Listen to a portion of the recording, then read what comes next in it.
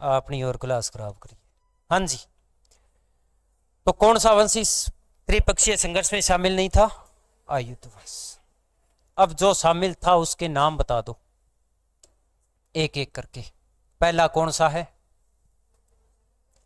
लिख दूं? गुर्जर प्रतिहार। ठीक है। दूसरा कौन सा है? वत्सराज? नहीं नहीं, राष्ट्रकूट। कौन सा है? और तीसरा कौन सा है? पाल वंश।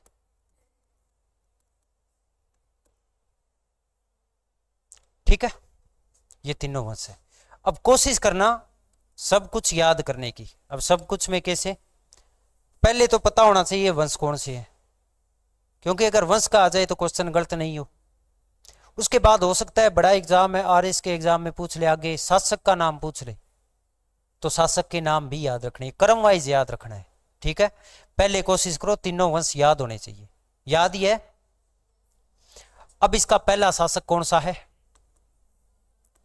वत्सराज।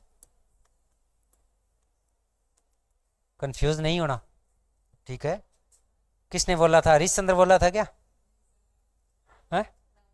नागभट्ट। नागभट्ट नहीं बोलना। अरे कन्नौज का त्रिपक्षीय संघर्ष है। ठीक है, हाँ, इसीलिए कह रहा हूं जल्दबाजी नहीं करनी, क्वेश्चन को समझना है कि क्या पूछ रहा है। इस त्रिपक्षीय संघर्ष से पहले पहले नागभट्ट जी विदा हो गए थे, ये उसके बाद की बात हो रही है। ठीक है, पहला कौन सा है? और क्वेश्चन भी यही आता है, त्रिपक्षीय संघर्ष की शुरुआत किस शासक के द्वारा की गई थी? किसके द्वारा की गई थी? शुरुआत ही वत्सराज करेगा। वो अपनी जगह बैठे हैं, धर्मपाल अपनी जगह बैठा है, राष्ट्रकूट अपनी जगह बैठी है, और इधर आयुध वंश वाले बेचारे शांति से अपने पास बैठे हैं। सारों पहले जाके पंगा कौन ले? वत्सराज अपने जीवन काल में लड़ता रहा। वत्सराज के बाद अगला शासक हुआ इसका पुत्र, जिसका नाम था नागभट्ट सेकंड। इसने शुरुआत की, इसने राजधानी बनाया, लेकिन राजधानी स्थायी रूप से नहीं बन पाई। तीसरा राजा कौन? अब नाम लिखने को तो लिख सकते हैं रामभद्र, लेकिन इसका कोई महान योगदान नहीं है, फिर भी अपने बीच में आ गया। और चौथा कौन सा है? मिहिर भोज। ये वो व्यक्ति है जिसने त्रिपक्षीय संघर्ष को समाप्त किया था, अंतिम रूप से कन्नौज पर अधिकार करके उसको राजधानी बना के। शुरू किस वंश ने किया? किस वंश ने समाप्त किया? गुर्जर प्रतिहार। शुरू भी ये, समाप्त भी ये। शासक में पूछ ले तो शुरू वत्सराज और समाप्त मिहिर, कोई दिक्कत नहीं है। राष्ट्रकूट। राष्ट्रकूटों में पहला राजा कौन है? ध्रुव। दूसरा? एक मिनट, राष्ट्रकूटों में सही चल रहा है जी, बिल्कुल। गोविंद तृतीय। दूसरा कौन सा है? तीसरा और चौथा एक साथ लिखते हैं अक्सर। अमेघ वर्ष, इसको अमोघ वर्ष भी बोला जाता है। ठीक है, और चौथे का नाम अभी डाउट में है मेरे, लिखवा देंगे। इनका तो इतना ही काम है कि जब भी गुर्जर प्रतिहार आक्रमण करते कन्नौज पर, जीत जाते, जीतने के कोई 2-4 दिन बाद ये राष्ट्रकूट दक्षिण भारत से आते, लड़ाई करते। अब जैसे ये दक्षिण भारत से चल के उत्तर भारत में आते, पीछे इनके विद्रोह हो जाता, तो ये आके गुर्जर प्रतिहारों को मारा पीटा, लड़ाई की, वापिस चले गए। न तो इन्होंने कन्नौज पर अधिकार किया। इनका एक ही काम है, जैसे गुर्जर प्रतिहार जीतेंगे ये उनको पराजित कर देंगे, लेकिन खुद ही वापिस भाग जाएंगे। और कन्नौज वापिस किसके पास चला जाता था? आयुध वंश या पाल वंश के पास। ओके, पाल वंश में पहला राजा कौन है? धर्मपाल। कौन है? दूसरा?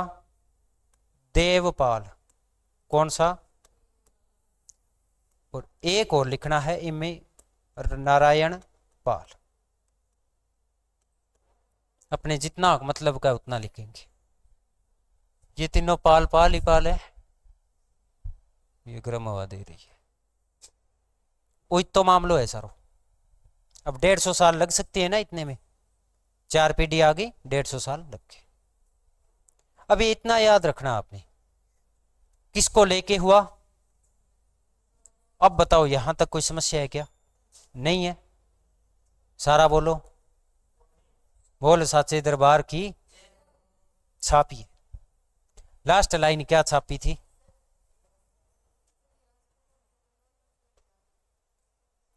जब भी वहां तक बढ़ते पीछे विद्रोह हो जाता तो ये वापिस भाग जाते। राष्ट्रकूटों की तुलना ना आधुनिक भारत में मराठों के साथ की गई थी। यही हाल मराठों का था। दक्षिण भारत से चलते दिल्ली तक आक्रमण करते, फिर वापस चले जाते। कोई स्थायी राज्य स्थापित नहीं किया था मराठों ने भी। ठीक है,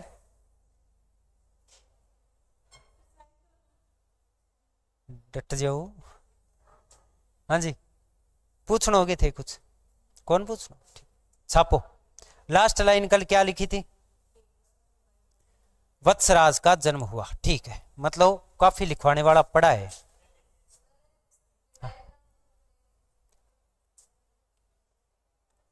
रुक जाओ जी, रुक जाओ, रुक जाओ। तो अपना वत्सराज किन गयो? ओरे ओरे लिखो वत्सराज। वत्सराज टाइम लिख लेना 783 से 795।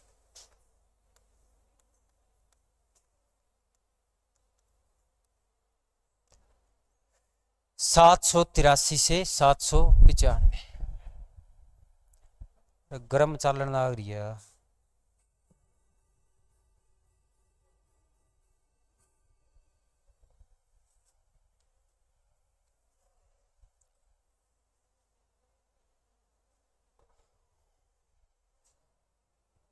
वत्सराज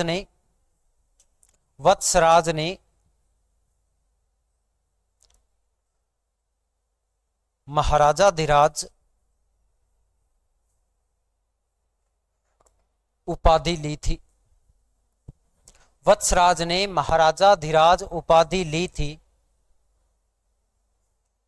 वत्सराज ने महाराजा धीराज उपाधि ली थी। आ जाओ जी, आ जाओ, आ जाओ।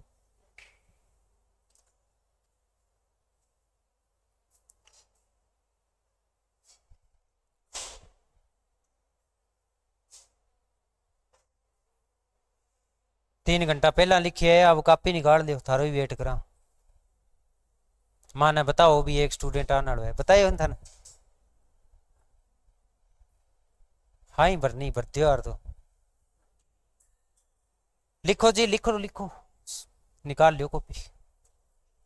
अरे पानी है क्या? ले फिर, इतना मैं पानी पी लिया।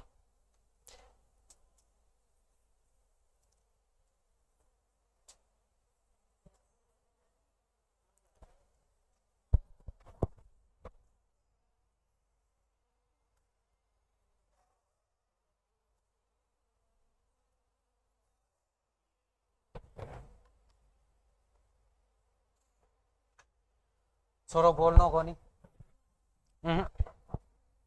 छोरा हो गए बोलो थे अरे भाई आपस में। हमारी बने ही को नहीं आपस में, के बोला मैं?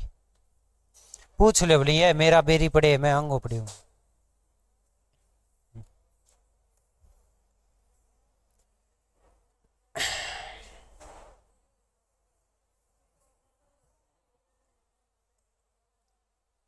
के करा के बैठे तो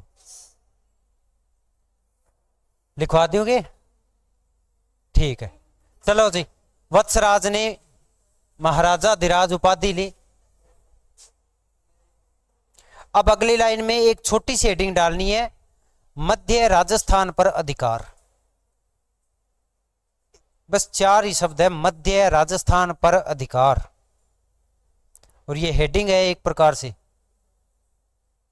मध्य राजस्थान पर अधिकार।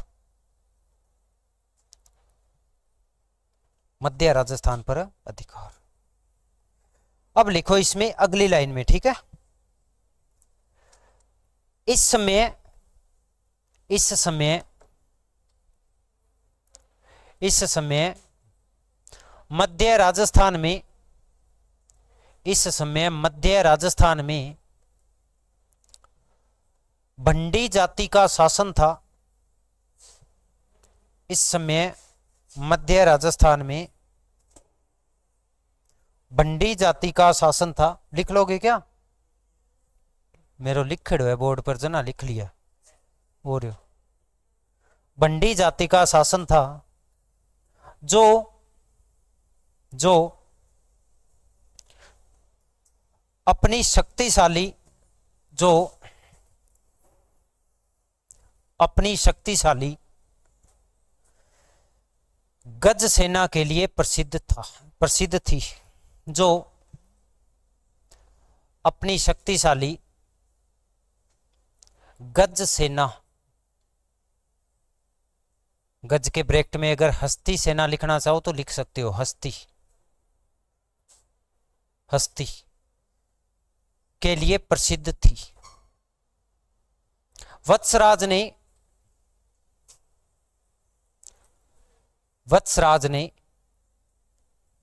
इस भंडी जाति पर इस भंडी जाति का दमन किया।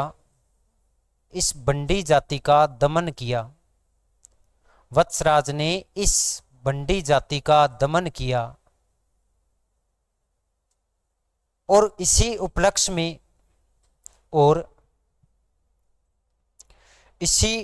में रणहस्तिन उपाधि ली। और इसी उपलक्ष्य में रणहस्तिन उपाधि ली। तो आगे बात समझ में। वत्सराज की एक और उपाधि कौन सी है? रणहस्तिन। हाथियों को इसने दौड़ा दौड़ा कर मारा था। कैसे मारा था? दौड़ा दौड़ा के। ना भंडी जाति का पता लगा, ना उनके हाथियों का पता लगा। हाथी भाग गए जंगलों में, मिले ही नहीं। ओके, इमेजिन कर लेना कैसे भाग रहे हैं यार, पीछे वत्सराज तलवार लेके पड़ा हुआ है यार। कर लिया ना इमेजिन। और वापिस आके उसके जो मंत्री वगैरह थे, साथ में पुरोहित थे, वो बोले कि वाह महाराज क्या मारा है, आज से आपको हम रणहस्तिन उपाधि देते हैं, जो रण में हाथियों का दमन कर दे। ओके गुड़िया, बीच वाली कुर्सी खाली कर, इन्हें बैठ।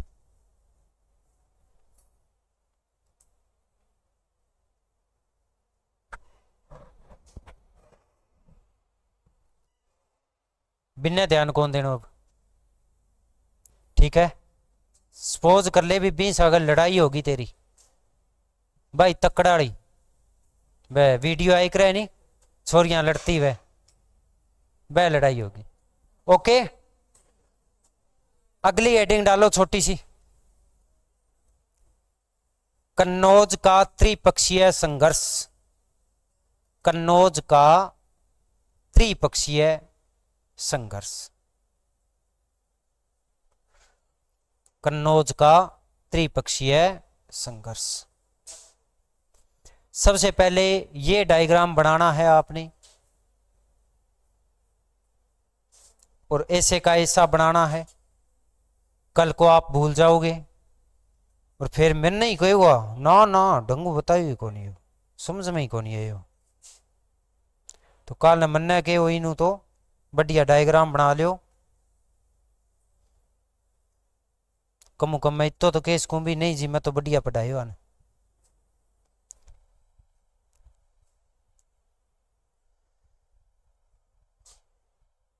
मोनिका बना ले डायग्राम, पत्तो मने तू पहले ही लाग रही, पढ़ना हो जाओ।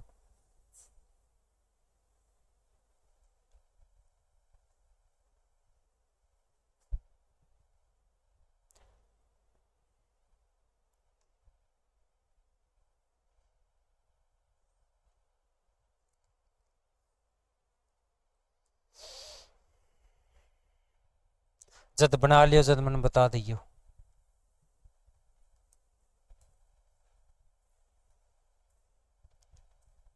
इन्ना जो इन्ने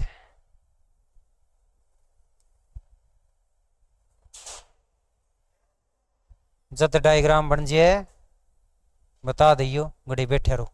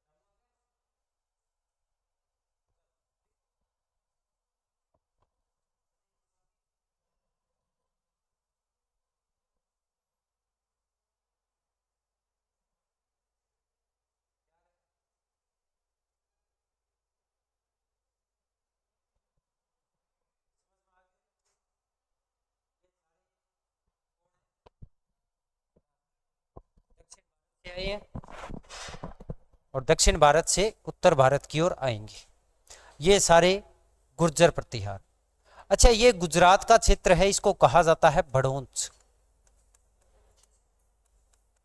बंदरगाह भी है यहाँ। बड़ौच में गुर्जर प्रतिहार वंश की स्थापना किसने की थी? ज्यादा हरिश्चंद्र रट्टो नहीं। अब बताओ, बड़ौच में गुर्जर प्रतिहार वंश की स्थापना किसने की थी? हरिश्चंद्र के 4 बेटा, एक हो दद्द हो नहीं बनकरी, और बट्ठे लिखवायो भी हो। मैं याद रखने वाली बात ना रखियो याद। अच्छा, नाम नहीं आ रहा था, ठीक। चलो लिखो भी, हेडिंग डाल ली ना, कन्नौज का त्रिपक्षीय संघर्ष। आगे लिखना स्टार्ट करो। हर्षवर्धन की मृत्यु के बाद, और हर्षवर्धन की मृत्यु के ब्रैकेट में कर देना 647 ईस्वी। क्या लिखोगे? 647 ईस्वी। हर्षवर्धन की मृत्यु के बाद संपूर्ण उत्तर भारत, हर्षवर्धन की मृत्यु के बाद संपूर्ण उत्तर भारत छोटे छोटे राज्यों में, संपूर्ण उत्तर भारत छोटे छोटे राज्यों में विभाजित हो गया। जब भी आप कुछ लिखो ना, साथ के साथ इमेजिन किया करो। जो लिख रहे हो ना वो इमेजिन करना है, बाकी तो मैंने पता है थार दिमाग को। ठीक है, तो एक बार घर गृहस्थी साइड में रख गए, वो ही याद रखना है। अब सपोज करो भी उत्तर भारत में कितना राजवंश स्थापित होया होना। ठीक है, छोटे छोटे राजवंश स्थापित हो गए। इन छोटे छोटे राजपूत राज्यों को, इन छोटे छोटे राजपूत राज्यों को, अरे दोबारा सही करना भी, इन छोटे छोटे राज्यों को, राजपूत हटा दो इसमें से, इन छोटे छोटे राज्यों को राजपूत कहा गया। संस्थापक जो है ना वो राजपूत थे। इससे पहले क्या है कि देखो, कई बार ये क्वेश्चन आता है कि राजपूत कौन थे। एक वैसे नॉर्मली बता रहा हूं, सिंधु घाटी सभ्यता की राजनीतिक व्यवस्था का अपने को कोई पता नहीं है कि वहां पर राजतंत्र था, राजा था, पुरोहित था, गणतंत्र था, क्या था। एक सामान्य अनुमान लगाया जाता है, जिस प्रकार की व्यवस्थाएं मिली है उससे ये अनुमान लगाया है। बड़े बड़े नगरों में तो समितियां होती थी, और छोटे जैसे गांव वगैरह है तो इसमें सारे मिलजुल के काम करते थे। सिंधु घाटी सभ्यता के बाद आगे एक सभ्यता स्थापित हुई, उसे क्या कहा गया? वैदिक सभ्यता। और वैदिक सभ्यता में, उस वैदिक सभ्यता के दौरान मात्र दो जातियां या दो वर्ग ही थे। एक थे आर्य, एक थे अनार्य। आर्य कौन थे? जिन्होंने वैदिक सभ्यता की स्थापना की। कुछ विशेषताएं थी, वो गोरे थे रंग में, बाहर से आए थे ऐसा मानते हैं। और जो अनार्य थे वो लोग थे जो उनसे पराजित हो गए थे, सांवले रंग के थे, इसलिए वो अनार्य। तो एक वर्ग आर्य, एक अनार्य। उस समय तक ना क्षत्रिय, ना वैश्य, ना शूद्र, कुछ भी नहीं। ठीक है, आर्य अनार्य थे। आर्य थे ये शक्तिशाली थे, ये शासन करते थे। अनार्य छोटे मोटे काम करते थे, जैसे खेती है, मजदूरी है, इस प्रकार की। ठीक, लेकिन उत्तर वैदिक काल में, क्योंकि 1500 ईसा पूर्व में स्थापित हुई थी, उत्तर वैदिक काल के भी आगे दो भाग थे। एक था ऋग्वैदिक काल, एक था उत्तर वैदिक काल। ऋग्वैदिक काल का जो अंतिम चरण था, उस समय तक आते आते इन आर्यों में और अनार्यों में तीन वर्ग बन गए, ब्राह्मण, क्षत्रिय और वैश्य। शूद्र पहले नहीं था। ऋग्वैदिक काल में शूद्र शब्द तो उल्लेख मिल जाता है, लेकिन एक जाति के रूप में या वास्तविक रूप में नहीं था। केवल तीन वर्ग थे, जो पढ़ने और पढ़ाने का, यज्ञ करने और कराने का, दान देने और लेने का, ये 6 काम करते थे ना, वो थे ब्राह्मण। उसके बाद जो दूसरा वर्ग था क्षत्रिय, उसका एक ही काम था, सभी की रक्षा करना। अगर कोई संघर्ष हो रहा है, उस संघर्ष में जनता की भी रक्षा करना, ब्राह्मणों की भी रक्षा करना, यानी प्रत्येक प्राणी की रक्षा करने का दायित्व क्षत्रियों पर था। और तीसरा वर्ग था वैश्य। वैश्य में व्यापार, वाणिज्य, कृषि, पशुपालन, इस प्रकार के काम किए जाते थे, यानी आय वगैरह का स्रोत वैश्यों के पास था। अच्छा, इसमें कोई वैश्य विभाजन नहीं था भी ब्राह्मण के घर में बालक का जन्म हुआ वो ब्राह्मण ही है, कोई जरूरी नहीं है। हो सकता है वो क्षत्रिय का काम बढ़िया कर सके तो वो क्षत्रिय बन सकता है। ऋग्वैदिक काल का जो महान ग्रंथ है ना ऋग्वेद, उसमें ये उल्लेख भी मिलता है भी एक ही परिवार के लोग अलग अलग वर्ग के सदस्य हो सकते हैं।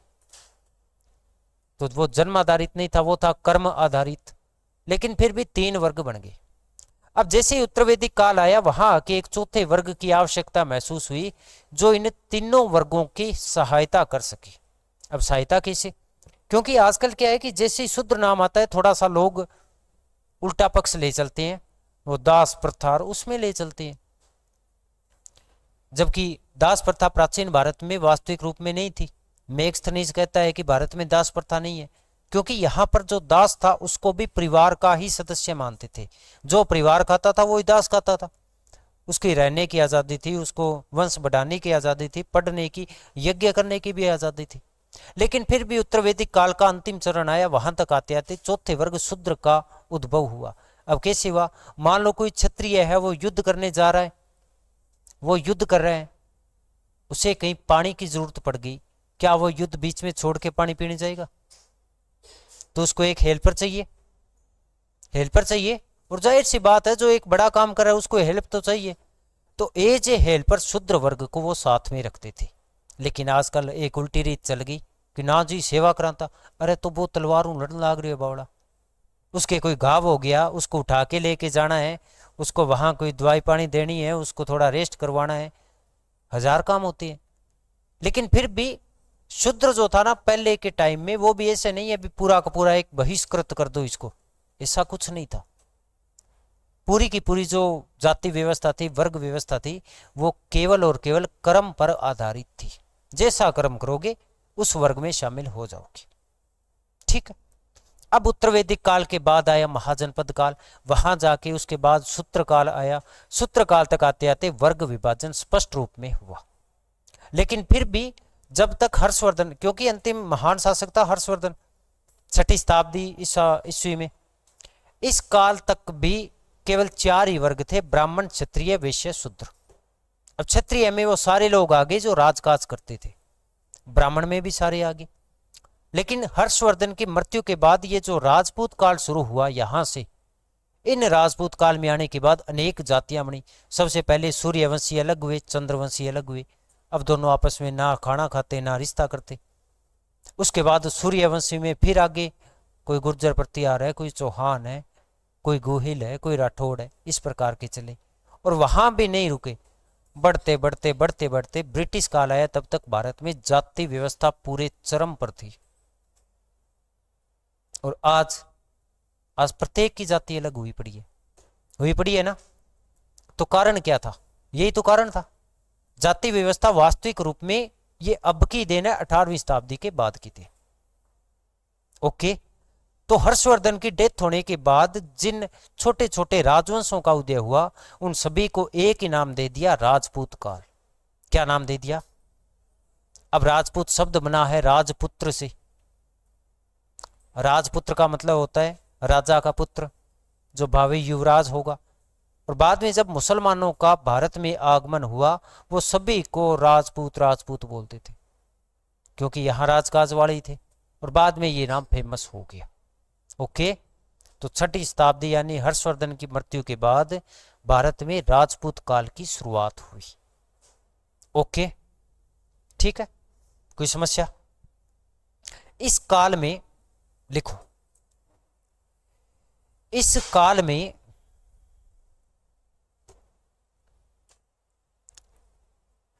कन्नौज का, इस काल में कन्नौज का वही महत्व था, इस काल में कन्नौज का वही महत्व था जो प्राचीन भारत में, इस काल में कन्नौज का वही महत्व था जो प्राचीन भारत में मगध का था, जो प्राचीन भारत में मगध का था। अब यहां वो चीजें लिखने की तो जरूरत नहीं है ना, उपजाऊ मैदान था, दोआब था, नदियों का क्षेत्र था, व्यापार वाणिज्य होता था, वो सारे तो आप समझदार हो, बहुत सियाणा हो। अच्छा, सियाणा हो को नहीं, एक और आधा हो नहीं।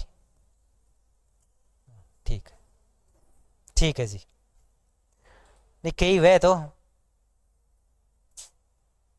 के लिखे रहे, कन्नौज का वही महत्व था जो मगध का था। अतः कन्नौज पर अधिकार करने के लिए, अतः कन्नौज पर अधिकार करने के लिए, कन्नौज पर अधिकार करने के लिए इस समय की 3 महान शक्तियों, इस समय की, कन्नौज पर अधिकार करने के लिए इस समय की 3 महान शक्तियों। अब यहां 1 नंबर लगा के लिखो, 3 महान शक्तियों में पहली कौन सी है? बोल जाओ टाबरो। हाँ, यहाँ जोरू बोल ले करो, एनर्जी को नहीं किसी। मैं दिन का लाग गयो बक्कड़ने थार सामने लाग गयो नहीं? हाँ लाग गयो, मान लियो। 1 नंबर गुर्जर प्रतिहार, 2 नंबर पाल वंश, चलो लिख दिया तो वो अलग बात है, नहीं लिखा वो पाल लिखो पहले। पहले उत्तर भारत की तो एक साथ लिखें।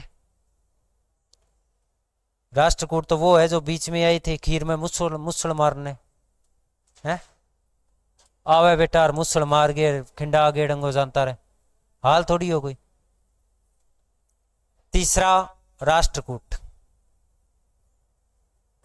तीसरा राष्ट्रकूट।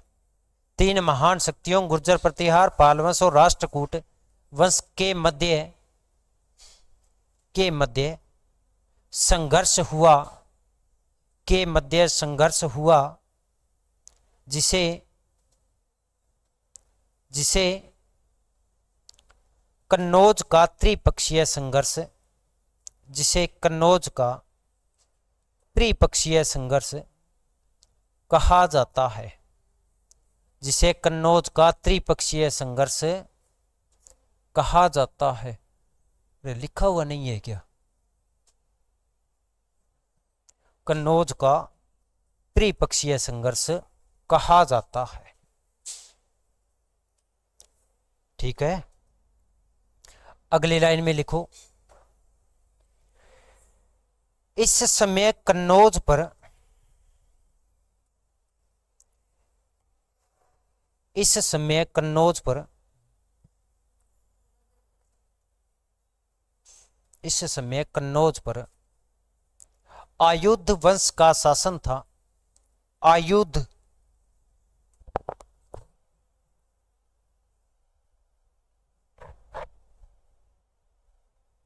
इस समय कन्नौज पर आयुध वंश का शासन था।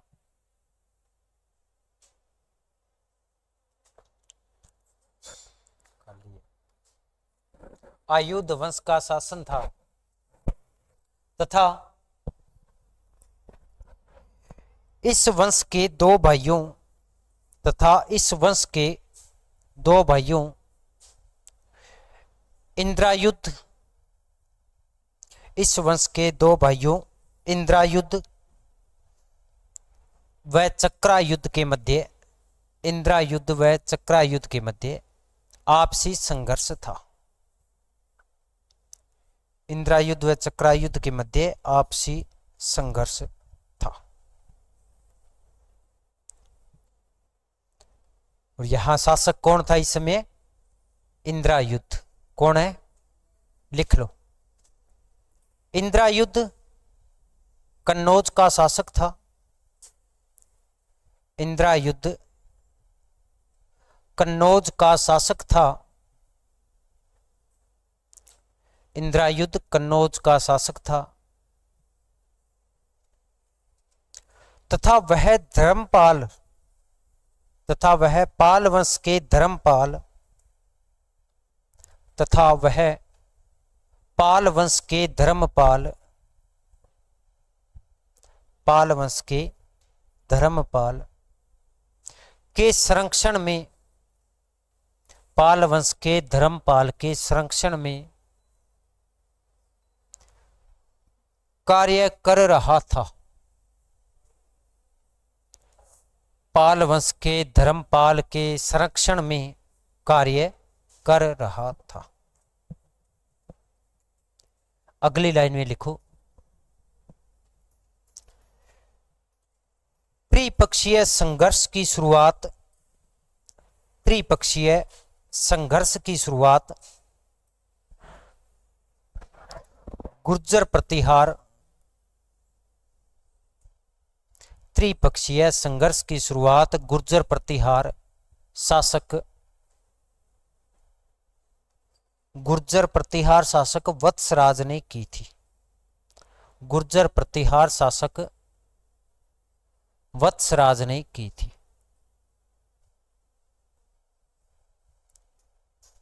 किसने की थी? कोई समस्या नहीं है? अगली लाइन में लिखो, वत्सराज ने एक विशाल सेना लेकर, वत्सराज ने सेना विशाल ही लेके जानी पड़ेगी नहीं, या छोटी बड़ी हुकाम चाल जी? कौन सा लेनी? ठीक है। वत्सराज ने एक विशाल सेना लेकर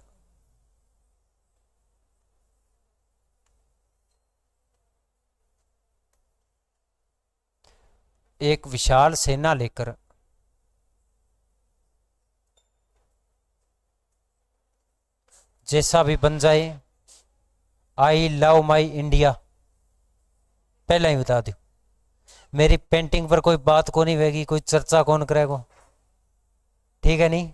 हाँ, अठे कौन है?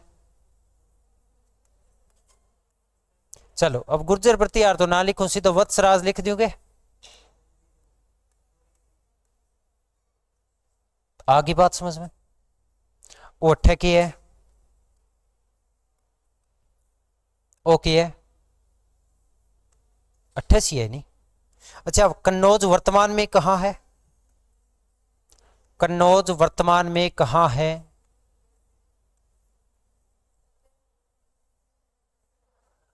आईना।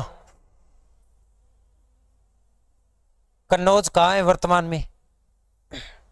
किसको नहीं पता?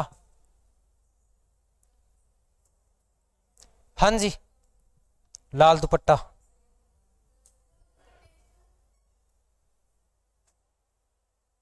अरे मारे एडमिशन आयत की है, अट्ठे तो पूछ सकूं। हाँ जी, कोई तीसरी बात कौन करेगा? गुड़िया ध्यान रखना, आगू गठे है उत्तर प्रदेश में, जिल और स्टेट पहचान सको थे ठू। अगर अब जी उज्जैन, उज्जैन गठे, उज्जैन किस राज्य में है? मध्य प्रदेश में। 88 है, पहचान से कौन? महाराष्ट्र गठे नीचे, गुजरात बाद महाराष्ट्र। अच्छा, मुंबई गठे महाराष्ट्र में। एक दिन आगे भी थन में कियो, घरे जागे मोबाइल सारंग ने है नहीं, घरे जागे एक सर्च करना है इंडिया मैप, एक एक स्टेट यहाँ जब देखोगा नहीं, अब जी वो मैप है पुरानो, इन्हें जब देखा जना इंटरेस्ट आवे, पतो लग गया भी यहाँ वास्तव में आ चीज अठे अठे, यहाँ कर लियो डाउनलोड हो तो चलो, यहाँ पिक्सल पार्टिया बड़ो है, देख सको बेला बैठे हो, इतो काम तो कर लियो, चलानो तो फोन ही है, इतो तो श्योर है, फोन ही चलाना है तो कोई ढंगी चीज चला लियो, मोटो मोटो यहाँ पतो लाग जाए भी यह 88 है, रो अठे रो अठे, बाकी थान सारो पतो है कौन गठे कौन गठे, पर ओ पतो को नहीं भी कौन गठे, याद रहे जी नहीं?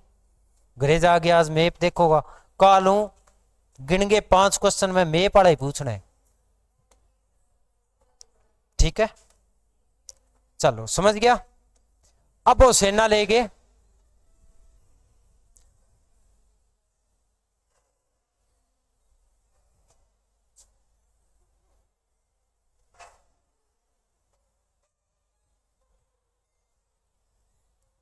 खेल लिया आगे, कालू कुर्सी हटवावांगा, अठे दरी लगवावांगा, थे पतो नहीं टावरा ने केड़ा के आदत है, कुर्सी चक की साइड में कौन रखे नहीं, मेज तो मैं भी चक्की उतार लेता है, घिसुआर तो 3 बारी पटकुआर में, थोड़ा प्रेम हो चक ले करो, ठीक है? थे थोड़ो सो खड़को करो नहीं, मेरी गाड़ी पटड़ी पर चढ़ेड़ी पुठी उतर जे, आगू ध्यान रखना।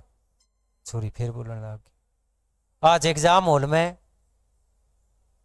एक गुड़िया पेपर करने लाग रही, गुड़िया तो क्या घनी मोटी, अब थार जिडा जिडा कोई गुड़िया थोड़ी है, वो तो माने कहना पड़े, इतन कोई छिपकली आ गई, अब्बा ने कूकली मार के मेज माज फेंक के आप हुई खड़ी, कापी गठी, ओए होए बड़ो बुरो हाल, आ एग्जाम में बैठी जाके मैं बाजा 2 जना, की हो गयो? आगे देखो तो छिपकली है, अब छिपकली भी हूं ज्यादा डरे,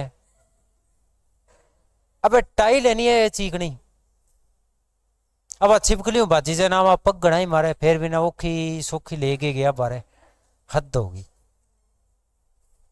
तो पूरी क्लास ने अव्यवस्थित करके छोड़ दी बने करे कर थे ईशो काम में मेज क्यों पटको बेर काट दो हमारे साथ यही काट दो ठीक है नहीं।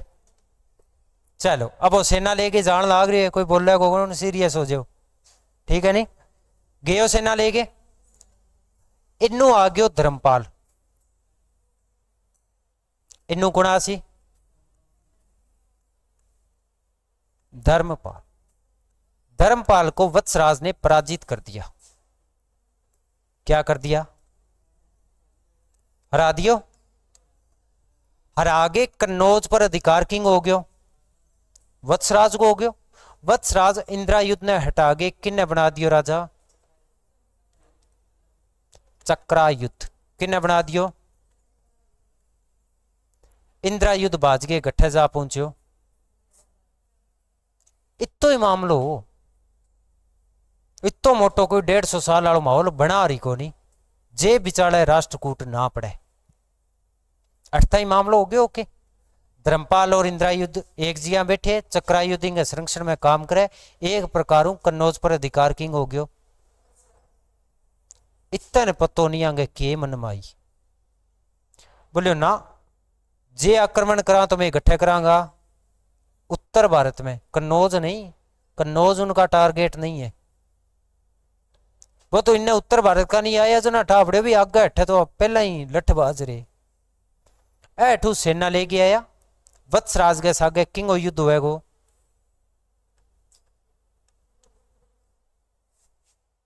अब ध्रुव थोड़ो सो ताकतवर हो और वत्सराज अठे हार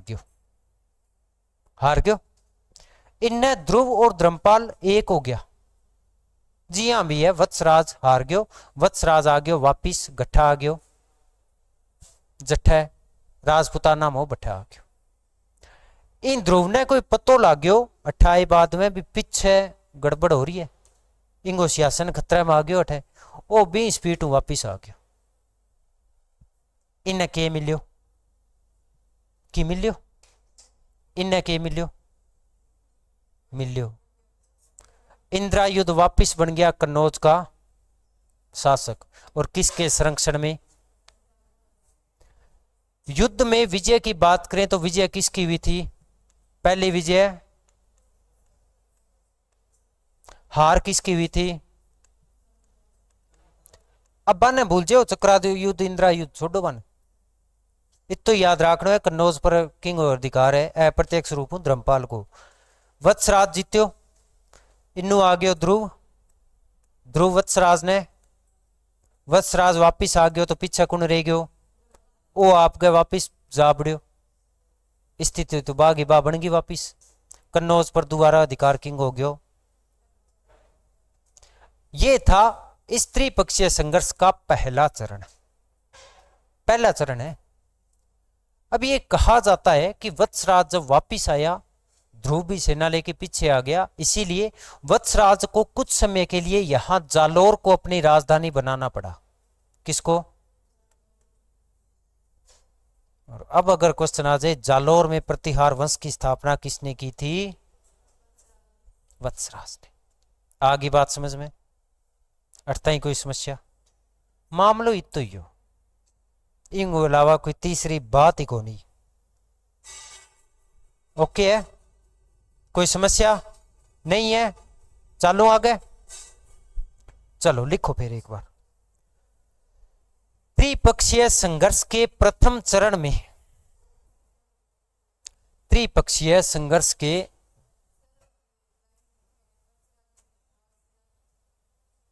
वो आक्रमण कद कर दियो भी है देखो विशाल सेना लेकर कन्नौज पर आक्रमण किया विशाल सेना लेकर कन्नौज पर आक्रमण किया कन्नौज पर अधिकार के प्रश्न को लेकर विशाल सेना लेकर कन्नौज पर आक्रमण किया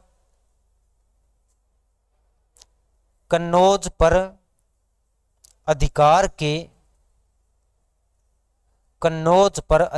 के प्रश्न को लेकर कन्नौज पर अधिकार के प्रश्न का मतलब भी कौन शासक होगा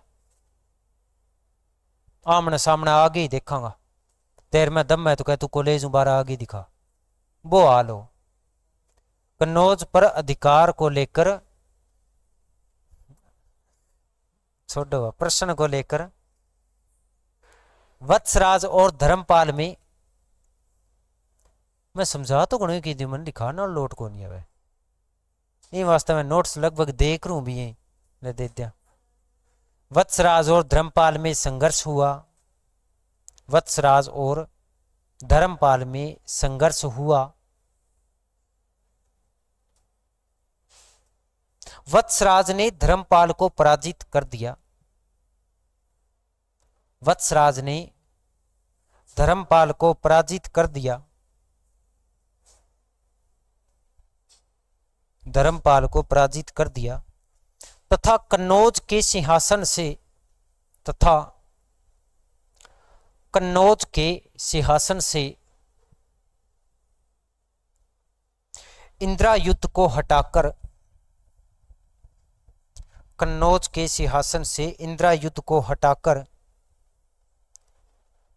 चक्रायुध को, इंद्रायुध को हटाकर चक्रायुध को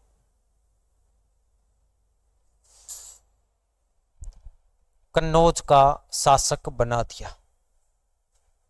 चक्रायुध को कन्नौज का शासक बना दिया। इस प्रकार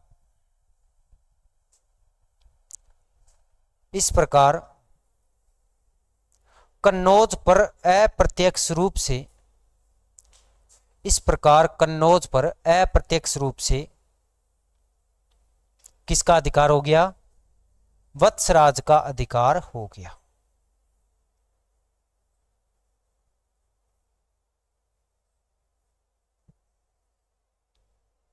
ठीक हो? खुशी मिली है कि कोनी मिली? खुशी आजकल मिले भी कोनी। लिखो अगली लाइन में,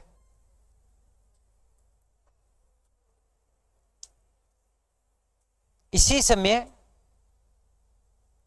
अब बोखीर में मुसल मारने वाला बंदो भी तो चाहिए। इसी समय दक्षिण से राष्ट्रकूट वंश के राजा, इसी समय दक्षिण से राष्ट्रकूट वंश के राजा, क्या नाम था राजा का? ध्रुव ने,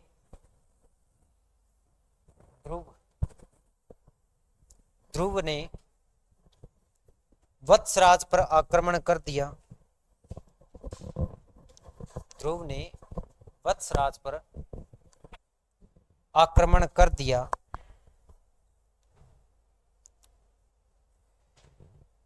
इस संघर्ष में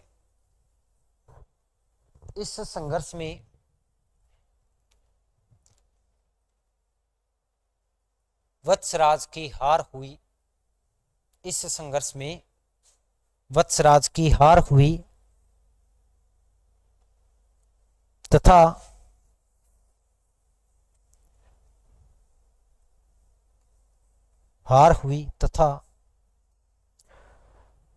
वत्सराज को वापिस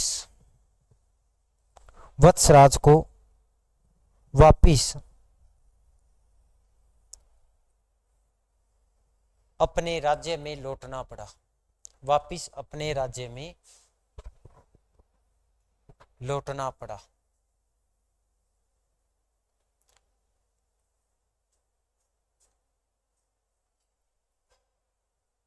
वत्सराज शहीद नहीं हुआ है, काटो ही मार के छोड़ दियो, तो जट्ठे मैं फिर शहीद करवाऊंगा, बट्ठे की बनावेगी।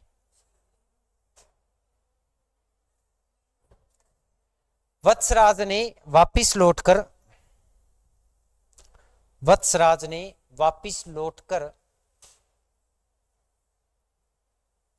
कुछ समय के लिए, वत्सराज ने वापिस लौटकर कुछ समय के लिए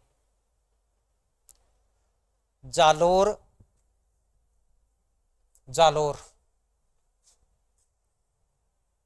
और अगर मैं आपसे पूछूं कि जालोर का प्राचीन नाम क्या है?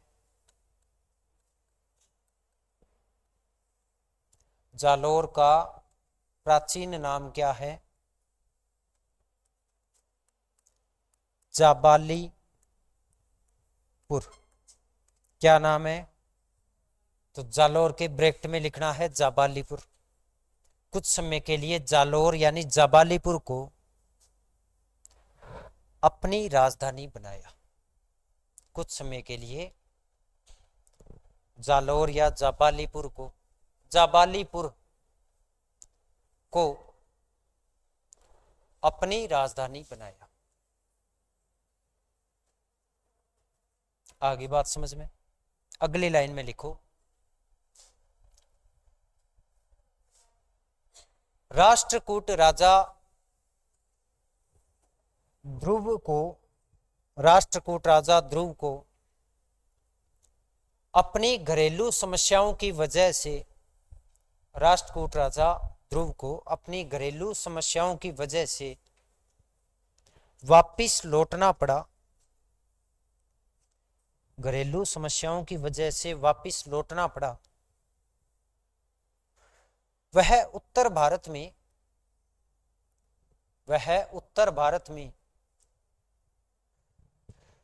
कोई स्थायी राज्य स्थापित नहीं कर पाया। वह उत्तर भारत में कोई स्थायी राज्य स्थापित नहीं कर पाया।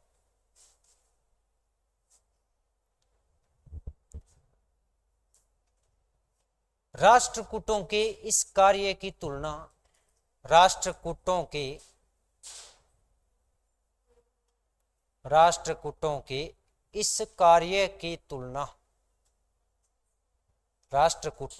इस कार्य की तुलना आधुनिक भारत में मराठों से की जाती है। आधुनिक भारत में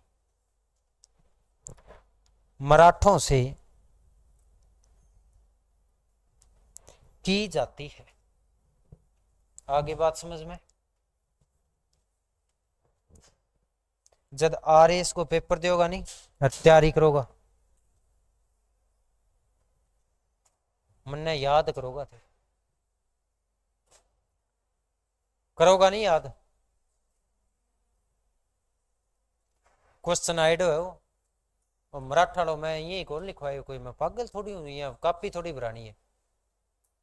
आइड अभी टाइम मेरे बगैर कहिया मामलो गोड़ हो, क्योंकि क्यों तुलना करा? अगर प्राचीन भारत को कोई राजवंश है, वो आधुनिक भारत को किस आगे मैच करांगा? अभी करना पड़ेगा, ठीक है? अट्टा ही कोई समस्या?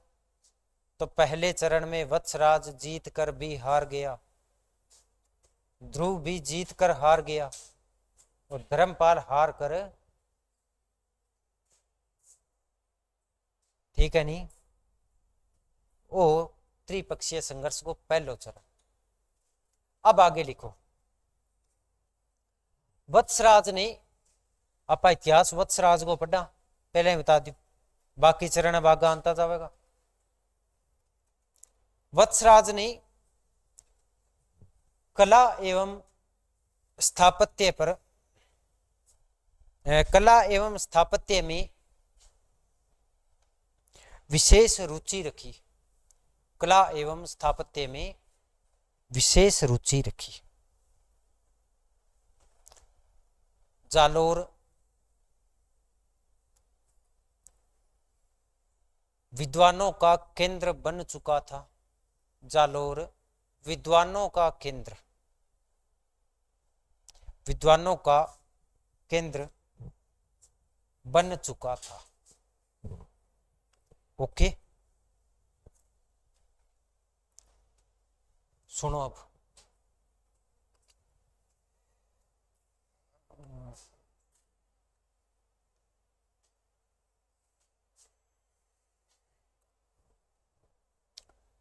एक तो नाम याद रखने थे, उद्योतन सूरी। के नाम है?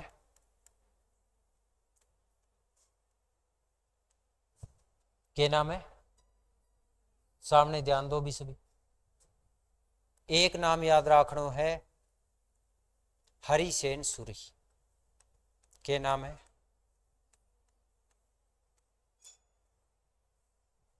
अच्छा, एक चीज पे आप और गौर करना, अधिकांश जो जैन धर्म के विद्वान है ना, चाहे विद्वान हो चाहे संत हो, अक्सर उनके नाम के पीछे क्या लगता है? ओके, याद रख लेगा। उद्योतन सूरि ने एक ग्रंथ की रचना की, ग्रंथ का नाम है कुवल्य माला। किस ग्रंथ की रचना की? क्वेश्चन ये आया था इस ग्रंथ की रचना कहां की गई है, तो कहां की गई थी? याद रहिएगा, बहुत बार वो क्वेश्चन पूछ लियो। उद्योतन सूरि ने किस ग्रंथ की रचना की? कुवल्य माला। किसके काल में की? वत्सराज। हरिसेन सूरि ने हरिवंश पुराण की रचना की। किसकी?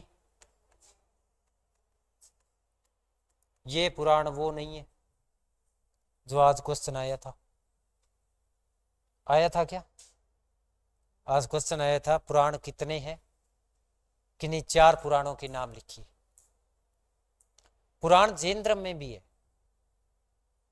लेकिन वो पुराण वो नहीं है जो उस क्वेश्चन में पूछा था। वैसे पुराण 18 है, प्राचीन पुराण है, जैसे विष्णु पुराण है, वायु पुराण है, मत्स्य पुराण है, ये सारे के सारे प्राचीन पुराण है। लेकिन ये जो पुराण है ये किस धर्म से संबंधित है? ये कौन है? आगे बात समझ में। एक सूरी लिखी जाए यहाँ, क्योंकि कई गड़बड़ करोगा मन ने पतो है। जे मैं यहाँ लिखवा दियो नहीं, उद्योतन सूरि ने कुवल्य माला की रचना की, तो बिना की नहीं यहाँ बना देगा। कई कॉपी में वो हाल है। अगर ओ सूरी आ जाए तो ओ सूरी वो है शेरशाह सूरी वालो विषय है। कौन हो? कौन नहीं पता होगी? पतो है तो बहुत अच्छी बात है, ना पतो है तो अब मन ना पूछियो। मूर्खो, ओ सूरी आ जाए तो हिंदू, ओ सूरी ए बे राजवंश वाला है शेरशाह सूरी वाला, और ए सूरी बे जेंद्र माड़ा। तो आ गलती कौन करनी? मात्राड़ी। समझ गया नहीं? और क्या काम करियो? इनके अलावा एक शिव मंदिर की स्थापना करी और एक जैन मंदिर की भी स्थापना करी, जो को पश्चिमी राजस्थान को सब प्राचीन जैन मंदिर है। तो कलागमा 2 विद्वान याद रखना है, 2 ग्रंथ याद रखना है। स्थापत्यगमा एक सूर्य मंदिर और एक जैन मंदिर। ओके, इतना काम कर वत्सराज। अब वत्सराज के बाद अगलो बेटो राजा अपने बेटे को नाम कियो, जोर से बोलो। नाग भट्ट अंबे द्वितीय। ओके, लिखो। बस 4 बात रही है, अब लिख दो। केंद्र बन चुका था। वत्सराज के दरबारी विद्वान, वत्सराज के दरबारी विद्वान कोई है ठीक, लास्ट लाइन लिखी नहीं भी आगे ही लिख लो। लगानी है तो लगा इसको, कला एवं स्थापत्य लगा लो। वत्सराज के दरबारी विद्वान, विद्वान का नाम क्या है? पहले का उद्योतन सूरि। विद्वान यहाँ लिखेगा, मैं क्या लिखे?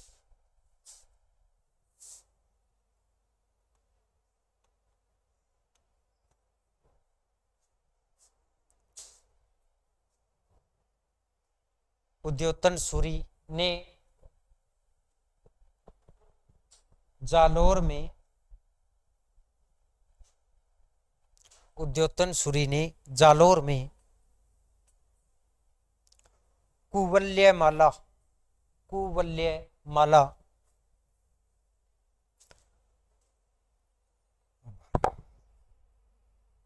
कृपा करो। ओ थे के लिखे और मैं के लिखे, बना दियो वही। जालोर में कुवल्य माला, कुवल्य माला। पहला तो माइक ले आऊंगा वायरलेस, फिर बढ़ता ही जाऊंगा मैं, आवाज उड़ जो पड़े। कुवल्य माला तथा हरिसेन सूरी ने तथा हरिसेन सूरी ने हरिवंश पुराण की रचना की। हरिवंश पुराण की रचना की। हरिवंश पुराण की रचना की। अगली लाइन में लिखो, वत्सराज ने पानी है क्या, पढ़ ले, कोई बात। वत्सराज ने ओसिया में, ओसिया लिख लोगे क्या? ओसिया है कहां? कहां है? जोधपुर में। ओसिया ब्रैकेट में लिख लो जोधपुर।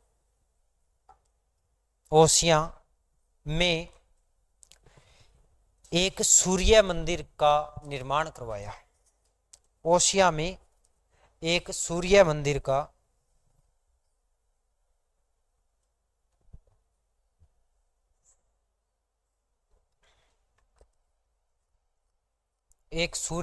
का निर्माण करवाया।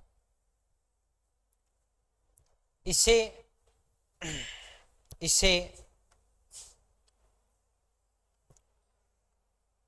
राजस्थान का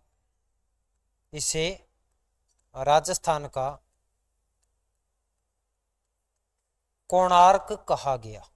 इसे राजस्थान का कोणार्क कहा गया। इसे राजस्थान का कोणार्क कहा गया। वत्सराज ने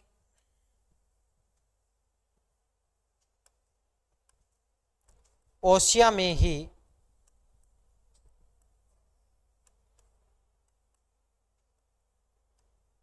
महावीर स्वामी के मंदिर का निर्माण करवाया। ओसिया में ही महावीर स्वामी के मंदिर का निर्माण करवाया।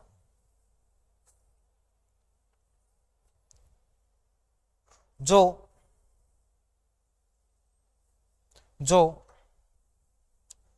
पश्चिमी राजस्थान का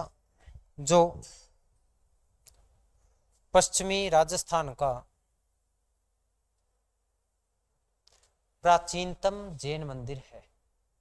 जो पश्चिमी राजस्थान का प्राचीनतम जैन मंदिर है। अरे जैन मंदिर ये है टाबरो। अगले लाइन में लिखो, वत्सराज के बाद इसका पुत्र नागभट्ट सेकंड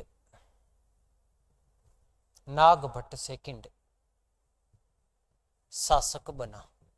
नागभट्ट सेकंड शासक बना। कोई समस्या? अब भी पूछो।